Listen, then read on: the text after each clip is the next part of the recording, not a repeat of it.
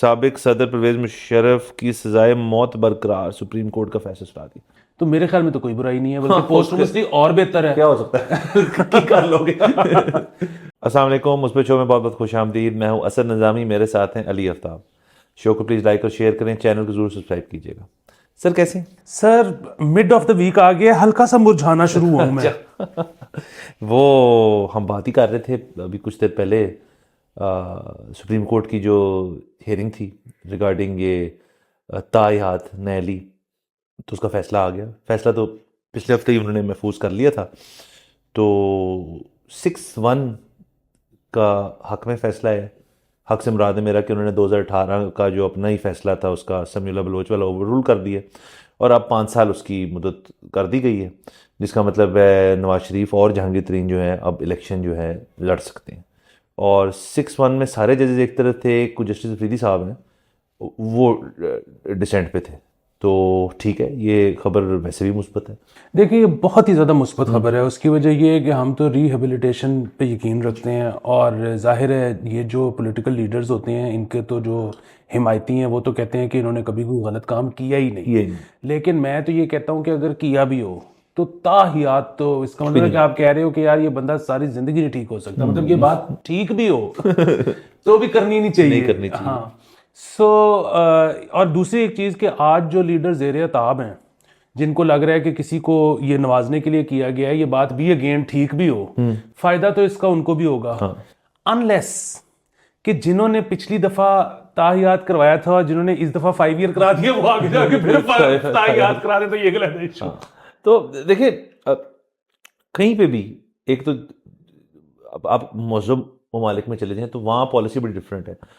वो उस दिन कोई लड़ पड़ा जी कि देखें हमारा कोई भी प्राइम मिनिस्टर जो है उसने 5 साल नहीं पूरे किए, प्राइम मिनिस्टर आते हैं जाते हैं। तो मैंने कहा यार आप अगर सिर्फ यूके चले जाएं, हम तो बहुत इंप्रेस्ड हैं यूके से, आप गिन लें कितने प्राइम मिनिस्टर उनके जो है अभी पिछले कुछ चंद साल में आए हैं और गए हैं।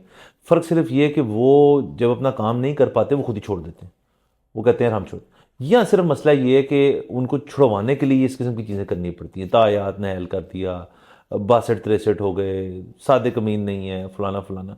सो यहाँ पे अगर इस किस्म की पॉलिटिकल मैच्योरिटी आ जाए ना कि अगला बंदा कहे यार कि मेरे को नहीं होया, तो मैं अवाम की खातिर मैं खुद रिज़ाइन करके जा रहा हूँ। यहाँ मुझे तो नहीं याद पड़ता किसी ने भी रिज़ाइन किया हो।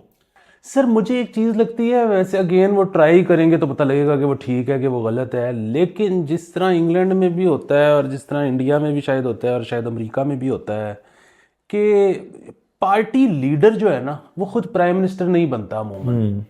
अगर वो हो जाए ना तो ये सेंसिटिविटी थोड़ी सी कम हो जाए कि पार्टी लीडर बैठा हुआ है, सुप्रीम कोर्ट ने या किसी और ने प्राइम मिनिस्टर को हिला दिया है, तो पार्टी लीडर कह रहा है कोई बात नहीं, हमारे तो 272 तो एमएनए हैं, हम एक नया देते हैं आपको। सो वो जो है ना, क्योंकि यहाँ पे पार्टी लीडर ही पीएम भी होता है, वो जब हटता है तो फिर ऐसे खिलर जाता है सारा मामला। एक्सेप्ट फॉर जब पीपल्स पार्टी की गवर्नमेंट थी तो वो पार्टी के जो लीडर थे वो प्रेसिडेंट थे, प्राइम मिनिस्टर नहीं थे। और यूसुफ रज़ा गिलानी ने भी हालांकि अपनी नई की प्राइम मिनिस्टरशिप पूरी, लेकिन कुछ देर के लिए फिर राजा परवेज मुशर्रफ आ गए थे और वो पार्टी के अंदर से ही आ गए थे। जैसे नवाज शरीफ साहब गए तो खकान अब्बासी आ गए। इसका मतलब है लोग हैं। और अगर राजा परवेज मुशर्रफ का तो मैं नहीं कहता, बट खकान अब्बासी कोई बुरा प्राइम मिनिस्टर नहीं थे, बिल्कुल बुरा प्राइम मिनिस्टर नहीं थे। दूसरी एक और चीज़ अब देखें, जो आपने जिक्र किया ना वो उनका पीपल्स पार्टी का, सो उसमें यही हुआ था कि प्राइम मिनिस्टर को अदालत में 5 मिनट के लिए खड़ा किया और उसने कहा कि ये अब तुम्हारी सजा हो गई है और अब तुम प्राइम मिनिस्टर नहीं रहे। अब ये भी एक बहुत बड़ा, मेरी नज़र में तो जुल्म था, लेकिन क्योंकि वो पार्टी हेड नहीं था ना, इतना कोई वो नहीं हुआ कि जमहूरियत का ये हो गया वो हो गया, अब हम चलेंगे कैसे, मर गए लुट गए बर्बाद हो गए। वो अगले दिन नया पीएम आ गया, चुको ओथ। इसी तरह ये जो आप बात करते हैं ना खकान अब्बासी की, तो खकान अब्बासी पे बड़ा इस वक्त क्रिटिसिज्म है हमारे जमहूरी हलकों में, और वो ये है कि जी वो लॉयल क्यों नहीं है मियाँ साहब के साथ। वो तो उनकी तो कोई इस तरह की ये भी नहीं है, वो तो ये भी नहीं कह सकते कि जी मेरे नीचे 42 एमपी हैं, मैं जी 18 लोगों की एमएनएस की टीम लीड कर रहा हूँ। वो तो अपने जिन 2 हलकों से लड़ते हैं और वो भी नहीं पता होता कि जीतना है कि नहीं जीतना। उनको तो बाई इलेक्शन में जितवाया था इस पार्टी ने। सो जिस बंदे के ऊपर पार्टी का इतना बड़ा एहसान हो, अब अगर पार्टी वैसे नहीं भी चल रही जैसे वो चाहता है, तो वो उसको टच से मस नहीं होना चाहिए।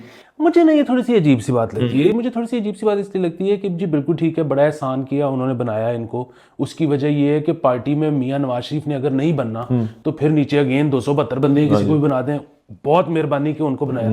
लेकिन आगे से क्या उन्होंने टट्टी कर दी। नहीं, जितना कोई मुनासिब चल सकता था वो चले। सो एक बंदे को आपने जिम्मेदारी सौंपी, उसने जिम्मेदारी जो है एहसन तरीके से निभा दी। अब आप कह रहे हो कि नहीं ये तो एहसान ऐसा है कि सारी जिंदगी उतर ही नहीं सकती। क्यों? वो देखिए, आपने जैसे कहा, उन्होंने बिल्कुल वो नहीं की उन्होंने, बल्कि मेरा तो अपना ख्याल है कि अगर उनको आइसोलेटेड किस्म का उनका टेन्योर देखा जाए तो वो कोई बुरा नहीं था, उसमें ठीक था, काफ़ी चीज़ें की उनका एक कमांड जिन जिन जिन जिन शोबों पे था, जिसमें एनर्जी एक बहुत बड़ी चीज़ थी, उन्होंने उसके ऊपर भी काम किया, बाकी चीज़ों पे भी किया। बल्कि अभी मैं रिसेंटली वो किसी पॉडकास्ट पे आए हुए थे तो मैंने उनका उस पर भी सुना था, तो वो कह रहे थे कि PIA का मुझे पता है कैसे उसको ठीक करना है, उन्होंने एग्जैक्टली बता दिया कैसे करना है, खुद भी उनको तजर्बा है इस चीज़ का, तो उनको यूटिलाइज करना चाहिए था मेरे ख्याल में। और देखिए ये जब हो रहा था ना नो कॉन्फिडेंस, तो उसमें नून लीग में से वाहिद वो आवाज़ थी जो कह रही थी कि मत करो। ठीक, और सचिन अब हाइंडसाइड में आप जाएं तो बात उनकी ठीक थी एक लिहाज से। हाइंडसाइड में क्या, हम भी उस वक्त यही कह रहे थे कि ना करो, हम ज़ाहिर नून लीग के नहीं है, लेकिन हम या कर भी लिया तो फॉरेन इलेक्शन में चले जाओ, लेकिन उन्होंने दोनों चीज़ें नहीं की और वो पुठी पे आ गई। बट चले, ये उस लिहाज से देखें, ये खबर तो मुस्बत ही है। और वैसे भी हवा भी इस तरफ की थी कि सुप्रीम कोर्ट के एक तो ये बड़ा अच्छा हुआ कि उनका जो यूट्यूब चैनल है ना सुप्रीम कोर्ट का, वो देखा करें आप, क्योंकि वो उस पर कई दफ़ा बड़े मज़े की चीज़ें हो रही होती हैं। लतीफ़ खोसा के साथ भी एक टसल, वो भी बड़ी मज़े की थी, बहुत मज़े की। वो ये भी, इसके अंदर भी उन्होंने PTI के जब वकील आए उनको भी लथाड़ा। फिर आपको ये समझ आती है कि जो अटॉर्नी जनरल होता है, AGP जो होता है, वो उसको खड़ा करके फिर वो बाकायदा एक टू एंड फ्रो जो होता है, मतलब चीज़ें देखनी चाहिए, ये सिर्फ सुर्खियों में नहीं पढ़नी चाहिए। अगर आप खुद बैठ के देखें तो आप सारी चीज़ फॉलो कर जाते हैं। बिल्कुल, उसकी वजह है कि सुर्खियों में कई बार मिस भी हो जाती है। वो जो इनका खड़ाक था ना आपस में चीफ जस्टिस और खोसा का, वो बहुत मजे का था। सो जस्टिस साहब ने कहा कि इनके नाम, आप अपने नाम के साथ सरदार ना लगाएं। सो उन्होंने आगे से कहा कि आप अपने नाम के साथ काजी ना लगाएं। सो अगेन उसमें ये भी था कि जी सरदार टाइटल है, काजी शायद उनका नाम है, मेरे ख्याल में सरदार भी इनके ID कार्ड में लिखा होगा, वो इनका भी टाइटल है। दूसरी कि इस पे तो मुझे कि किसी दिन कोई ये लोअर कोर्ट में पिटिशन ना जमा करवा दे कि जी ये काजी साहब का हमने कंडक्ट देखा है, हमें काजी नहीं लगे, इनको चाहिए नाम बदले। हाँ नहीं, और वो फिर असल में ये हो जाता है ना, जब सुप्रीम कोर्ट की खूबसूरती ये है कि जो जज साहिबान होते हैं वो भी एक बड़े लर्नड, बड़े सीजनड और बड़ी देर बाद मेहनत करके जजशिप से आए होते हैं। मुमकिन होगा किसी ज़माने में वकील भी हों, लेकिन जो उनके सामने वकला आते हैं वो सुप्रीम कोर्ट का वकील को एमी वकील नहीं होता। फिर वो देखे ना, अब उसने खड़े होकर कहा रोस्टर पे कि मैं 50 साल का मेरा एक्सपीरियंस है, आप मुझे बोलने तो दें, हाँ मुझे। लेकिन अब कोई बड़ा वकील खोसे जैसा या सलमान अकरम राजा जैसा या कोई और वकील इस किस्म की बात करे आगे से किसी लोअर कोर्ट में, तो हमें समझ आती है कि जज भी ज़रा सा होएगा। लेकिन सुप्रीम कोर्ट में जब आप बात कर रहे हैं तो चीफ जस्टिस सामने बैठा है तो वो भी फिर आगे से करेगा। इसलिए मैं कह रहा हूँ कि ये बहुत अच्छा आइडिया था इसको लाइव करने का, प्रोडक्शन क्वालिटी बेहतर हो सकती है। बट चलें, वो किसी और दिन उसके ऊपर बात करेंगे। तो अच्छा है, आगे चलते हैं। अदालत पे ही रहे, एक और फैसला आया मुशर्रफ साहब वाला। ओ हाँ जी, हाँ जी बिल्कुल बिल्कुल बिल्कुल। वो जी कह रहे हैं कि साबिक सदर परवेज मुशर्रफ की सजाए मौत बरकरार, सुप्रीम कोर्ट का फैसला सुना दिया। तो ये भी एक चल रहा था मामला, तो ठीक है, इसमें तो कोई ऐसी बात नहीं है। लोग ज़रा मुझे पता टची हो जाते हैं जो मुशर्रफ साहब के फैंस हैं, और बहुत सारे लोग हैं जो कहते हैं जी कि ये जो उस वक्त के हालात थे और मौजें थी, वो मीडिया वो ला के दिया, उन्होंने ये कर दिया वो कर दिया, लेकिन फिर उनको थोड़ा बारीकी में जाना चाहिए मेरे ख्याल में। हाँ देखिए, बात बड़ी सीधी सी है कि मुझे तो इस बात में, इसमें ना दो पहलू हैं। एक तो ये कि जी पोस्टह्यूमसली देनी चाहिए सजा कि नहीं। हाँ। तो मेरे ख्याल में तो कोई बुराई नहीं है, बल्कि पोस्टह्यूमसली और बेहतर है। क्या हो सकता है कर लोगे। दूसरी चीज ये है कि जी इसमें वो कहते हैं कि अच्छा जिस कानून के तहत आपने, मतलब उन्होंने इमरजेंसी लगाई तो वो जो भी मसाइल क्रिएट किए, सो आप डिक्टेटर को सजा दे देते हो, आप जो उसके साथ लोग होते हैं इनेबलर्स, उनको नहीं देते कि मतलब वो सियासी लोग जिन्होंने इसके मुशर्रफ के दौर में ओथ लिए वो आज भी पॉलिटिकल सिस्टम का हिस्सा है, तो उनको आप क्यों नहीं देते सजा। अच्छा, अब अगेन फिर वही बात है कि वो अगर आपने उनको सजाएं देनी शुरू कर दी तो वो फिर जो जमहूरियत, प्रो जमहूरियत लोग हैं ना, उनकी लॉजिक ये है, वो कहते हैं कि जी सियासतदान का काम है सियासत करना, सियासतदान का काम है स्पेस बनाना, मार्शल लॉ में ही क्यों ना हो। तो हम तो मैदान खाली नहीं छोड़ेंगे, मार्शल लॉ के अंडर हो रहे हैं तो हम उसमें करेंगे, हमें उससे ओथ लेना पड़ेगा, हम वो करेंगे, हमारा काम है सियासत करना। सो मतलब उनकी ये लॉजिक है। इधर से जो वो हैं हार्डलाइनर्स, मतलब बेसिकली, और हमने देखा कि इस्टेब्लिशमेंट के हलकों से ही इस तरह का नैरेटिव आता रहा कि जी आपने एक बंदे को सजा क्यों देनी है, सजा देनी है तो फिर सब। सो ये हम अगेन छोड़ते हैं डिबेट व्यूअर्स पे कि वो इसमें क्या वो करते हैं। हम तो बहरहाल हमें तो ये फैसला बहुत मुस्बत लगा। हाँ, और वो देखिए पोस्टुमसली हो रहा है तो फिर चलें, जैसे आपने कहा कि ठीक है फिर अच्छा, बहुत ही मुस्बत एक और खबर, PSL आने शुरू होने लगा।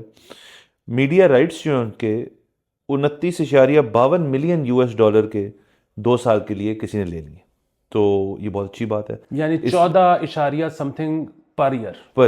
और PSL जो है इस वजह से third most valuable cricket league बन जाती है IPL और WPL के बाद। जी, WPL जो है ये इसी साल लॉन्च हुई है, विमेंस IPL। हाँ, तो ये हम तीसरे नंबर पे आ गए हैं, और मेरा ये ख्याल है कि हम जो तीसरे नंबर पे आए हैं ना, इसमें हमें मुबारकबाद देनी चाहिए कि ये जो हमारा सिस्टम है ना ड्राफ्टिंग का, इसकी वजह से जो मैचेस हैं वो बहुत जो है अच्छे होते हैं। उसकी वजह ये कि टीम्स काफ़ी हद तक सिमिलर होती है, बैलेंस्ड होती है। और फिर बात है, इसमें जो टीम वीक होती है ना, वो ज़्यादातर अपनी बेवकूफ़ी की वजह से या अपनी गलत प्लानिंग की वजह से वीक होती है। अदरवाइज, क्योंकि देखिए एक है वो वाला तरीका कि भाई जी जिन्ने ਤੁਹਾਡੇ ਕੋਲ पैसे ने तो फिर ले जाओ, हाँ, अब IPL वाला सिस्टम जो है बिल्कुल। सो उसमें जो है ना बड़ा ड्रास्टिक फर्क आ सकता है। हाँ। ये हमारा जो तरीका है ना, मेरे ख्याल में इसकी वजह से ये अभी तक बहुत कंपेटिटिव है, और जब कंपेटिटिव है तो फिर इसका मतलब है कि लोग उसको देखना पसंद करते हैं। और IPL देखें अब तो बड़ी देर से चल रहा है, उसके अंदर बड़ी चीज़ें हुई हैं, बड़े सीजन्स हुए हैं, बहुत एवोल्यूशन आई है उसके अंदर, और ज़्यादा सारे बड़े प्लेयर उसमें खेल रहे हैं क्योंकि पैसा ज़्यादा है।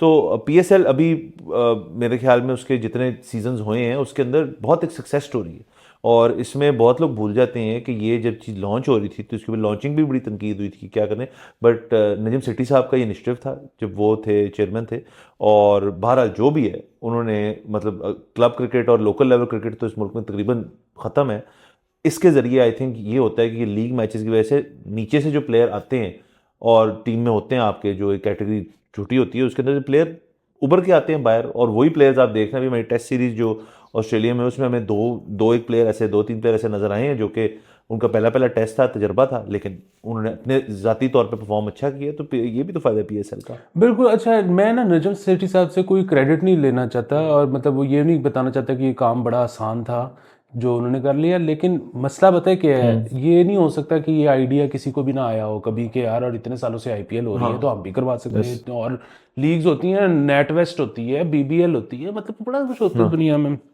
मेरे ख्याल में शायद बांग्लादेश या श्रीलंकन प्रीमियर लीग भी इसके आसपास ही या शायद इससे पहले शुरू हो गई।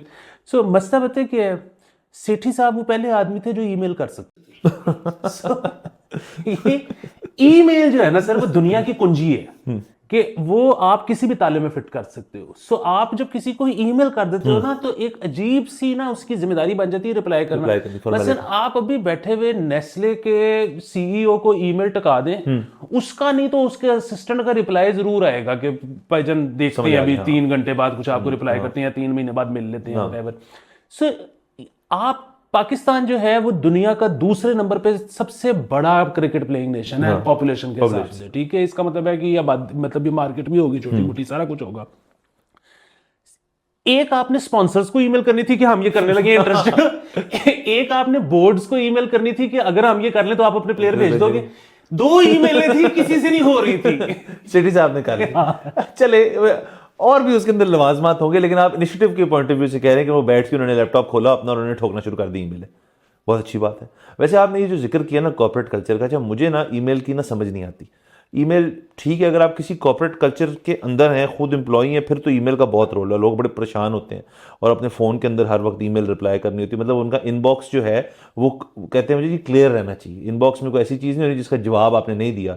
आप अगर मेरा इनबॉक्स खोलेंगे तो मेरे ख्याल में तो उसके अंदर कोई 42,000 अनरेड मैसेजेस होंगे, क्योंकि ईमेल तो तब है जब आप एक्सपेक्ट कर रहे हो ईमेल आती है तब आप खोल के बैठे, वरना तो ईमेल मुझे रिडंडेंट लगती है, क्योंकि अब हर चीज़ व्हाट्सएप पे हो जाती है। जो आपने फौरी तौर पे कोई बात करनी है, वो रिकॉर्ड बन जाता है ना ईमेल का। ये अच्छी बात है कि आप वापस नहीं ले सकते। सर हमने जब नई नई नौकरी शुरू की ना, तो हमारे तब तक ऑफिस छोटा था, बाद में फिर क्यूबिकल्स बन गए जिसमें डायरेक्टर्स अंदर बैठते होते थे। तो हम जो 7 लोग इकट्ठे हायर हुए, हम इनिशियली उधर ही बैठते थे जहाँ पे हमारे 2 डायरेक्टर्स भी बैठते थे एक ही हॉल में।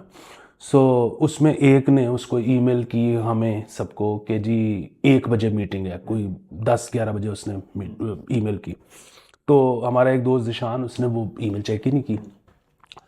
तो जब उस मीटिंग का टाइम आया तो इसको जब पता लगा, तो ये बॉस के साथ सीधा हो गया। इसने कहा मैं तेरे लेफ्ट पे बैठा है ऐसा तो मैंने मुंह मोड़ के दांत नहीं सकता तो मैं ईमेल क्यों। तो फिर हमने उसको कूल डाउन किया, फिर हमने उसका नोटिफिकेशन लगा दोस्त। सर लेकिन आप ये भी देखें कि चले इससे आखिरी हम चीज़ पे आ जाते हैं, टाइम ज़्यादा हो रहा है, कि फ़ोन की जो हाइजीन है ना, अपने फ़ोन की हाइजीन, वो बड़ी ज़रूरी चीज़ है। आप जितना उसको छोड़ दें, व्हाट्सएप कई दफ़ा बड़ी तादाद बन जाती है आपके 100 की, फिर वो छोटे से लाल वो दायरा सा आ जाता है, उसके अंदर लिखा होता है कि 45 आपके मैसेजेस हैं, जो कि फजूल किस्म के होते हैं। लेकिन आप अगर आदत बना लें कि यार मैंने क्लियर रखना है, तो फिर ये इस तरह की चीज़ें शायद ना हो। फ़ोन की हाइजीन भी होनी चाहिए, जो अमूमन लोग जो हैं वो नहीं करते। बिल्कुल। बहरहाल टाइम ख़त्म हो जाता है, और नेक्स्ट एपिसोड में आपसे फिर मुलाकात होगी। खुदा हाफिज़।